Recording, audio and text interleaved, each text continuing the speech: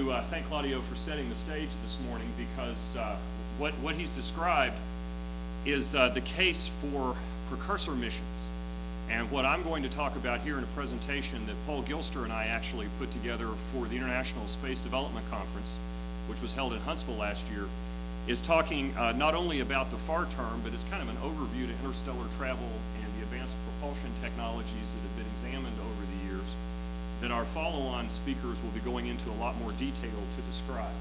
So I'll try not to go into a lot of detail on the description of the technologies and leave that for the follow-on folks, but I wanted to kind of give an overview of where we are in terms of capability and thoughts for interstellar travel. First question I get asked is, well, you know, who are you to talk about interstellar travel? When I go to the Journal of the British Interplanetary Society, your name's not there. I see all the Greg Matlofts and Claudio Marconis and all these other folks, but just by way of background, I got involved in this field a long time before working for NASA. I've been a science fiction fan ever since I can remember. But I had the privilege of having the coolest job title in the universe about 10, 15 years ago when I was manager for NASA's Interstellar Propulsion Technology Project. And that was working with the folks at JPL that Claudio just mentioned, not only on propulsion options for the 1000 AU mission, but also for something called the Interstellar Probe, which I'll talk about here in a few minutes. But of course, I also watch Star Trek. And I believe that this is a future that is open to us someday if nature gives us a few loopholes, and even if nature doesn't give us the loopholes within large time spans. And I'm thinking in terms of not just human lifespans, but within terms of the species. There is no reason that we can't have the galaxy. And as we go through the day, we're going to get toward the end of the day and hear a panel discussion on the Fermi paradox, where Stephanie and her folks will be talking about the fact that an intelligent tool-using species should already have the galaxy, and how we might someday do that ourselves, which unfortunately we won't live to see. Of course, I'm inspired by many of the same things that inspired many of you. Again, I'm a science fiction fan from way back. Watching these science fiction movies got me interested in space and space travel, and you may recognize some of these as shows that you may have been interested in and have read yourself, and hopefully we'll set the stage for something realistic as opposed to what we find in the movies. I'd like to mention that we have in the audience today not just scientists and engineers. I happen to know personally that we have folks from the business community, we have artists, we have a physician, at least one, and the common theme for all of us is the love of space travel and the thought of going to the stars. And so I'd set the stage for how tough this problem really is. Even those of us working in the field sometimes forget how really hard it's going to be to go to another star. And that's the purpose behind this chart. This chart's a log scale that begins in our solar system, starting at the unit 1 astronomical unit, 93 million miles. Sorry, Claudio, we're using English units in the US here. And when you get out to Saturn, you're approximately 10 AU, Jupiter's at about 5. You've got Pluto, which is out there at about 38 astronomical units, so 38 times 93 million miles. The gravitational lens mission at about 550 astronomical units. When you get to that point, you're out beyond here, the edge of what solar physicists consider the boundary of the solar system, which is the heliopause, until you get to the nearest star system, which is the Alpha Centauri system, which isn't a measly 550 astronomical units away. It's about 250,000 astronomical units away. Just to put this into a concrete perspective, if we shrink 1 astronomical unit to be 1 foot on the scale that we're talking about here, Jupiter is about 5 feet away, Pluto is about 38 feet away, and the nearest star is about 47 miles away.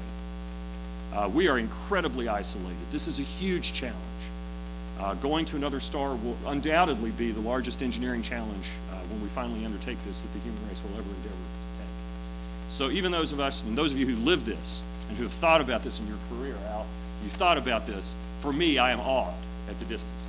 And I wanted just to remind everyone of what we're talking about here when we talk about interstellar travel. The Voyager spacecraft are the most distant spacecraft we've sent out. They are cruising along at a very small fraction of the speed of light, 0.006% C, roughly, about 3.5, almost 4 astronomical units per year. Wow, that's a clip. That's moving out pretty good. At that speed, it'll take about 74,000 years to get to the nearest star system if they were going in the right direction. So they're not. So we have a long time to go, and what's really neat to me as someone who is in the upfront work of designing spaceships for the Advanced Concepts Office at NASA, these spacecraft are still working, okay? Thanks to their plutonium power pack, keeping them warm and giving a little bit of power to send back data from the edge of our solar system. They are still functional. Excellent. Where are we going? Well, I'd like to talk just briefly in this overview about near, medium, and far-term options for interstellar travel. First off, the interstellar probe, how I got into this mess. I was asked to be the propulsion lead for a study led out of the Jet Propulsion Laboratory. It was an international study to do a mission to the heliopause. Now, the heliopause is of interest to the solar scientists. If you work within NASA, you find out that technologists don't get to design missions. They have to have a reason to design a mission. And in this case, the scientists, the solar physicists, want to go to this boundary where basically the outward radiation pressure from the sun, from our star, is exactly balanced by the inward radiation pressure from all of the stars in the galaxy coming in. And that region is the heliopause. And there's a little bit of uncertainty as to exactly where that is. There's a region that's maybe potentially 50 to 100 AU wide that forms this amorphous boundary at the end of the solar system. There's some discussion as to whether one of the Voyager spacecraft has already entered the heliopause region. The goal of this mission, though, was to launch a mission dedicated to studying the heliopause and to get data back within the professional lifetime of the people who launched the spacecraft. The challenge for that means that the goal that was given to me, the propulsion guy, was get the spacecraft there within 20 years of launch. Why 20 years? Because by the time a scientist has the professional pedigree to be the principal investigator for a mission to the heliopause, he or she's going to at least be mid-career, which means in their 40s. And if you don't get the data back within 20 years, they're going to be retired or dead by the time the data starts coming back. And at best, the graduate students or the PI's grandchildren will be looking at the data, right? So the scientists had a very selfish motivation. Let's get the data back. There's also a pragmatic motivation. Voyager's been lucky. It's lasted for as long as it has, but we can't guarantee that a spacecraft's going to last a long time. We can design one to last for 20 years. 100 years is going to be a challenge. So there are a lot of practical reasons for designing a spacecraft to do this. And we looked at different options. And I'm going to tell you today my opinion, technical, professional opinion, that this mission can be done. And there are various ways we can do it. One of those ways is using something called electric propulsion. Rather than giving a full lecture on electric propulsion, I'm just going to say that it's a method of propulsion that doesn't use chemical combustion to give you thrust. You use electromagnetic fields to accelerate your propellant out the back of your spacecraft to give you a very low thrust but very efficient propulsion. Electric propulsion is about 10 times more efficient per pound of fuel to get moving for a spacecraft to go through space. So you get about 10 times more kick per pound of fuel with electric propulsion systems than you do with chemical combustion. It's a continuous low thrust system. We've built these. There's one, the United States has built them, Europe's built them, Japanese are building them. This is not a new technology in the sense of untried. What is new is the fact that this would have to operate at fairly high powers and probably require a nuclear power source to drive it. In Oak Ridge, it's appropriate and okay to talk about the N word. And about a 100 kilowatt reactor is what we determine, 100 kilowatt electric output to drive some multiple 10 kilowatt electric propulsion thrusters, which we've built, by the way. The next engine could be used for this, could power a ship to go do this mission. There is no funding to do that. We looked at it. There was a mission that was almost a precursor called the JIMO mission, but that was canceled due to lots of reasons. Chief among them was a funding issue. But electric propulsion will work.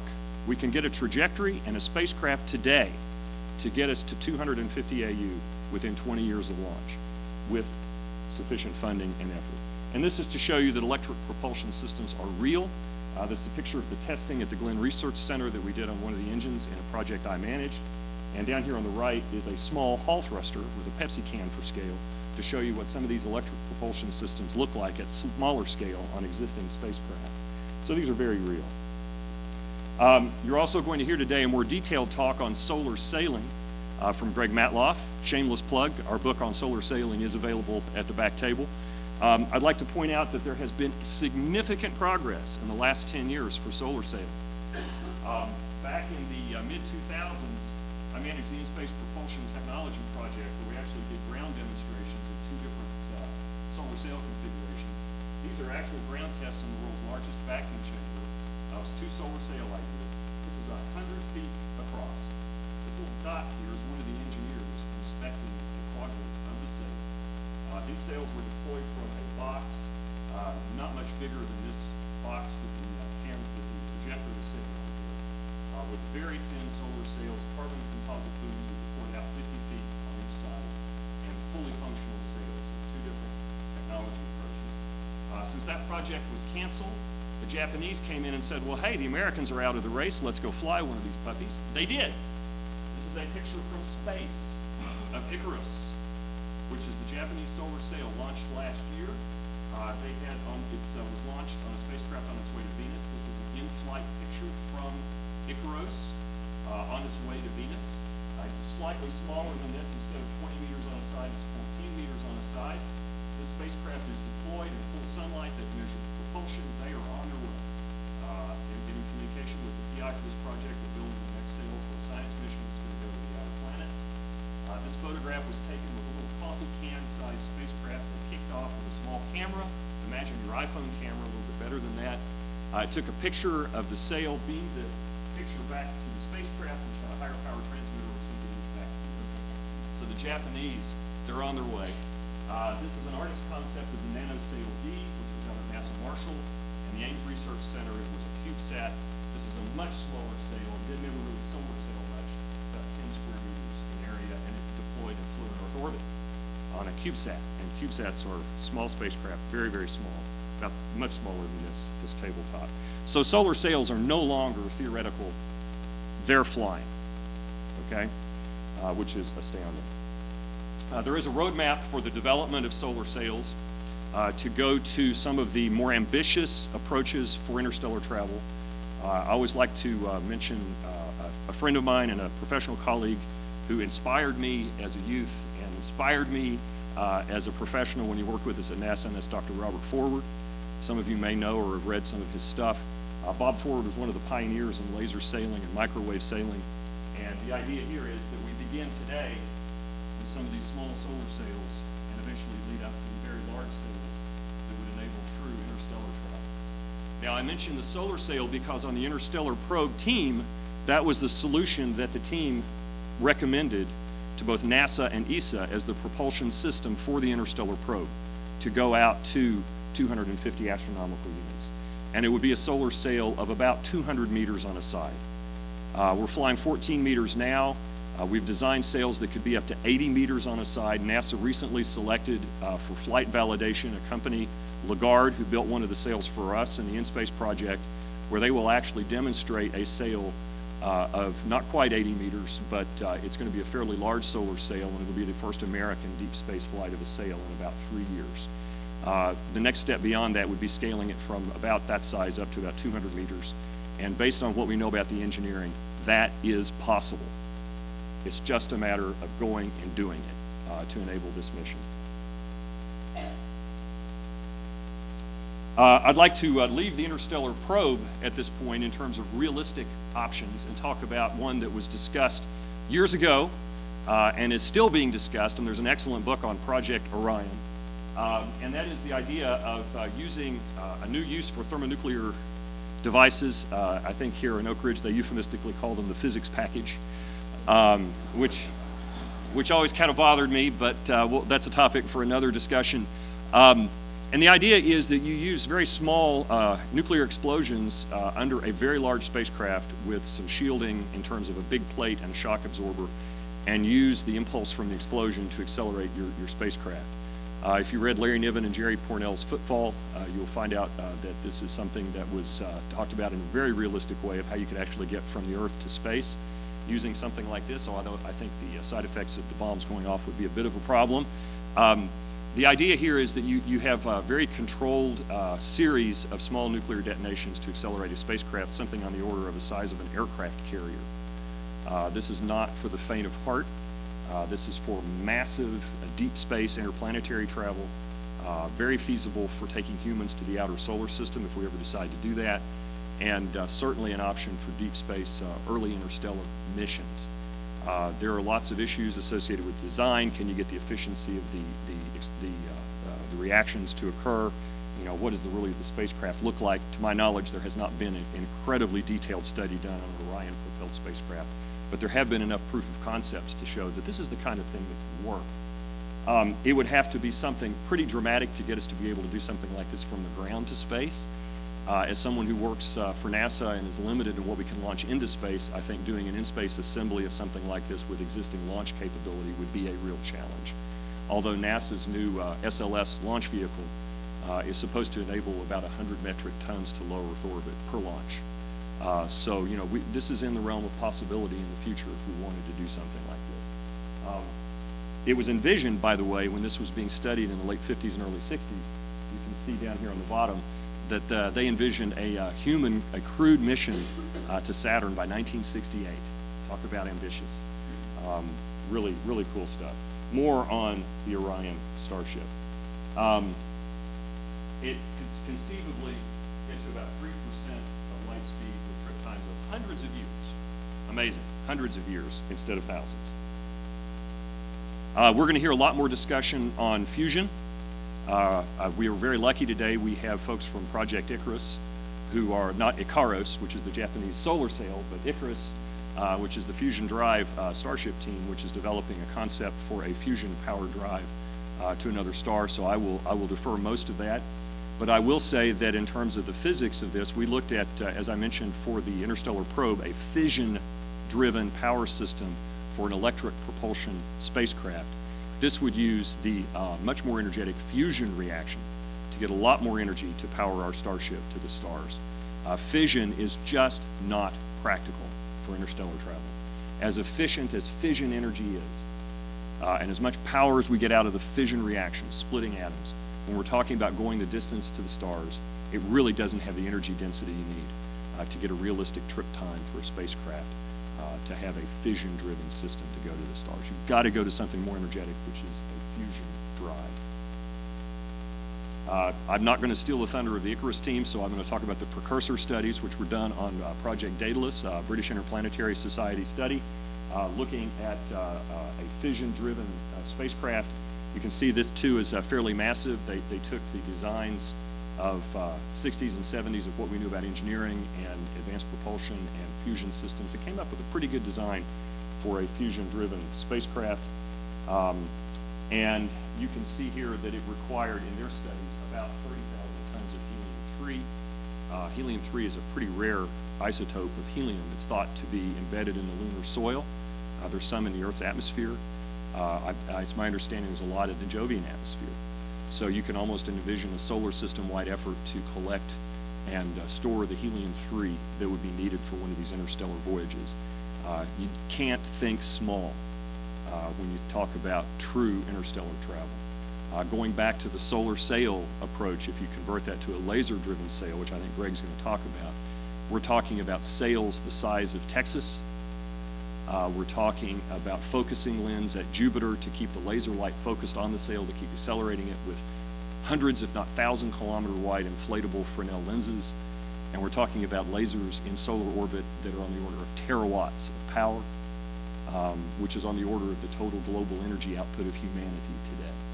So when we talk about fusion-driven starships and laser-driven solar sails, it's not for the faint of heart.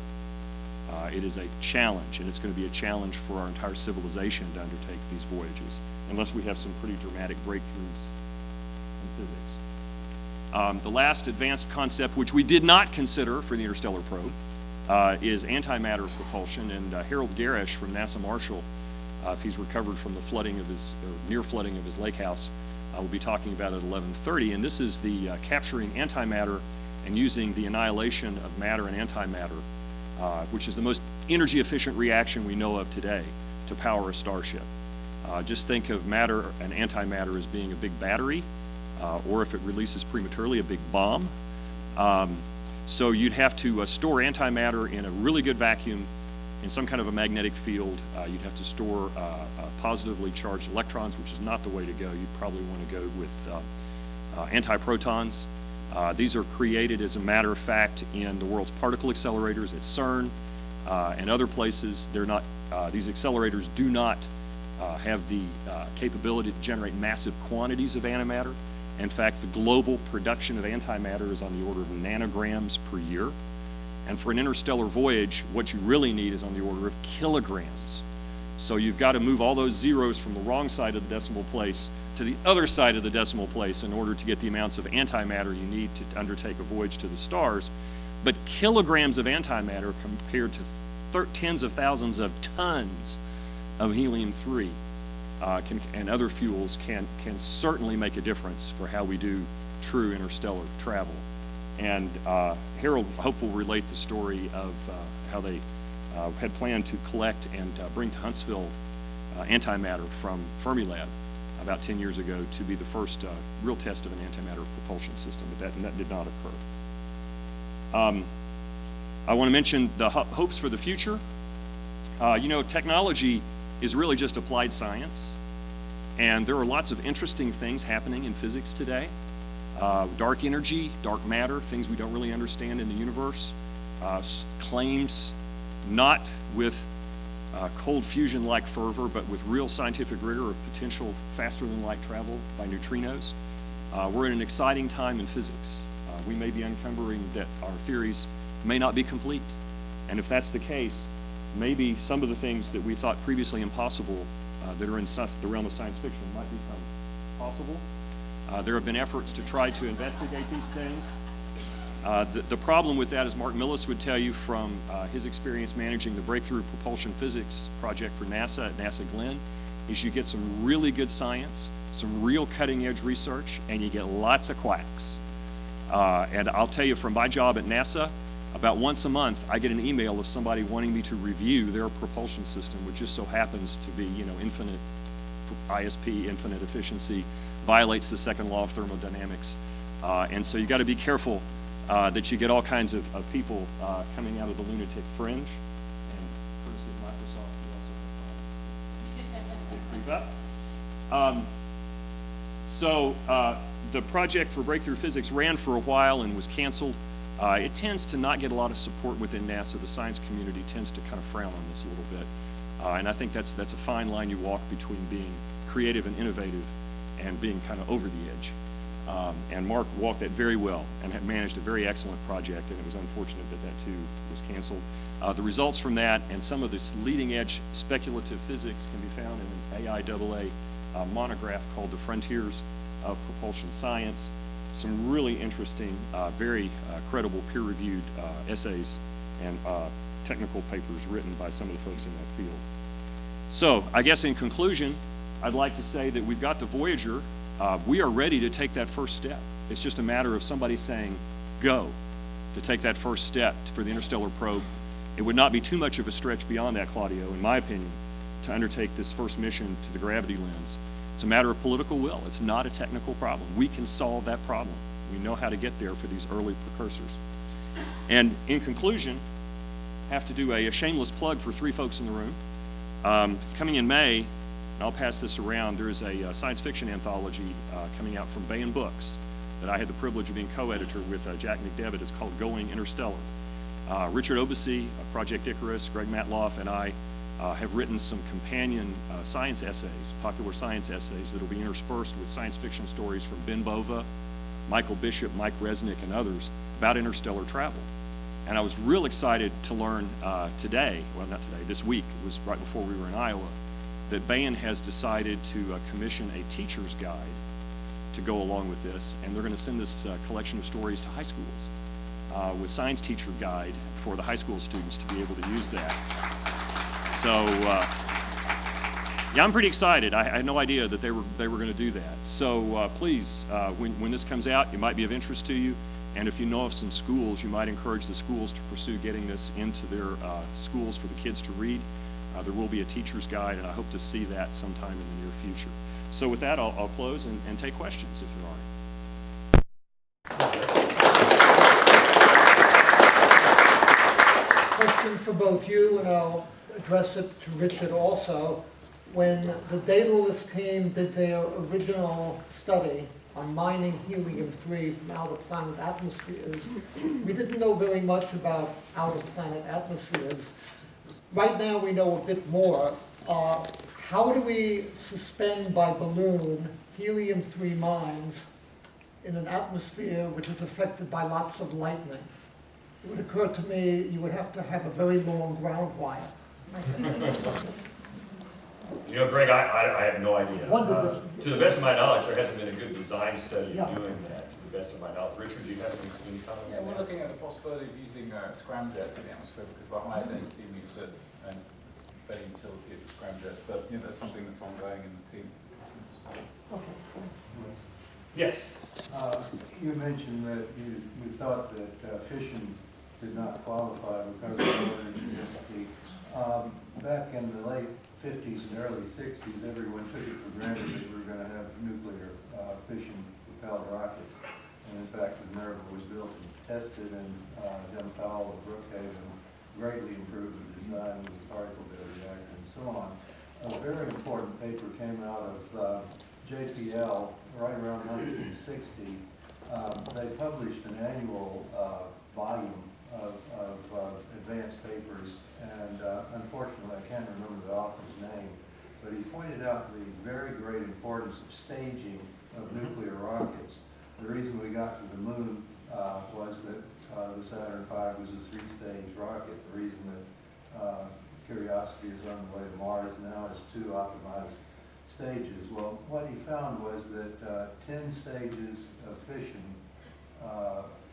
fixed the problem that you're worried about, and in fact could achieve about 2/10 of the speed of light quite readily.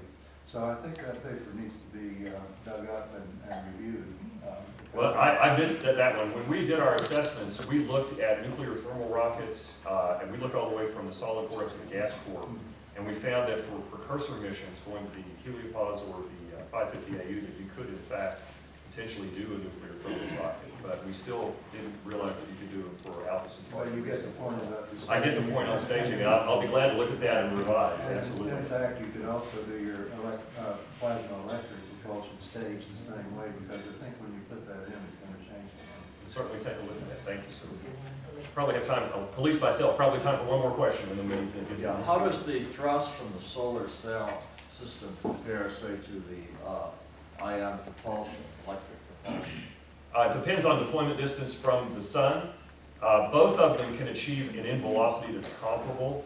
A solar sail, you would probably, with a pure solar sail for the Interstellar Probe mission, you would go on a very close solar flyby to take advantage of the inverse square law to maximize the thrust on the sail and actually stop thrusting at about Jupiter. And you get all your acceleration in the inner solar system.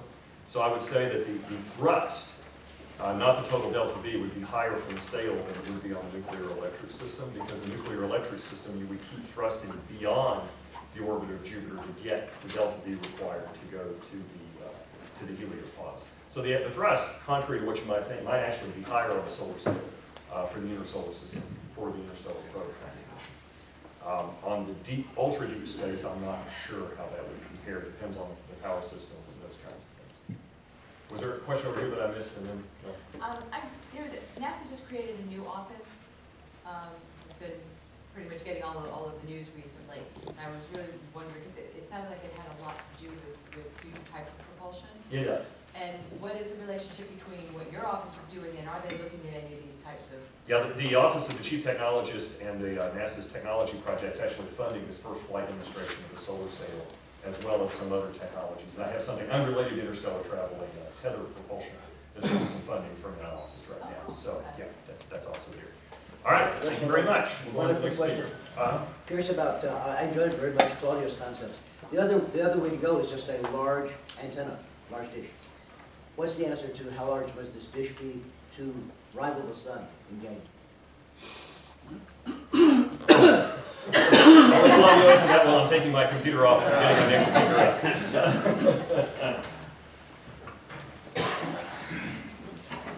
I don't know. Sorry to disappoint you so much.